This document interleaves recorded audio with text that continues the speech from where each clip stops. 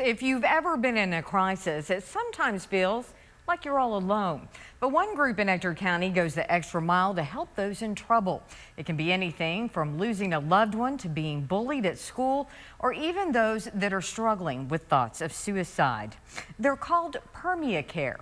News West 9's Rachel Ripp shares why their help is so needed right now and what a big job it is. Rachel, how many calls does this group get on a weekly basis? Well, Crystal, first of all, it's a team of just 4 from Permia Care covering the entirety of crisis in the city of Odessa. Now, they tell me they get about 20 calls a week. The job no one wants to do, dealing with 24/7 crisis. You feel like you're out there and you're hoping that you're helping somebody. Billy Alexander is a crisis worker for Permia Care in Odessa, and his team of 4 used to cover all of Odessa and Ector County.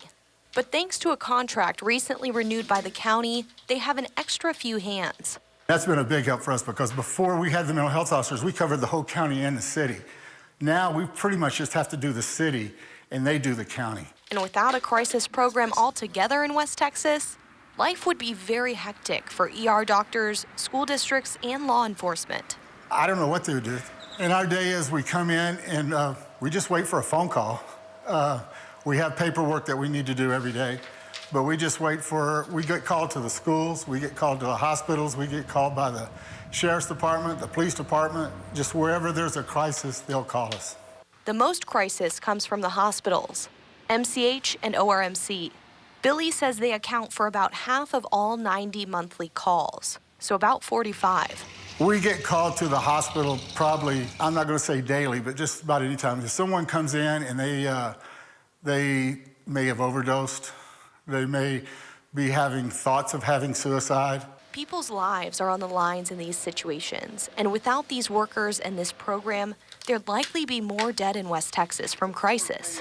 It's a really tough situation. I mean, you're putting somebody's life in your hands. You have to make some decisions that are very, very tough, and you don't want to be wrong. If the way I look at it is, I'm going to err on the side of I'm going to get them help even if they don't want it sometimes. Now, Billy says they usually ask people in crisis about their level of depression, anxiety, drug and alcohol abuse, and then they get an idea of where they're at based on those answers. And they also talk to the family. They can't force anyone to get or go to a mental health facility, but they can feel if that person is in danger, they can get a judge order, and that will go through. Crystal?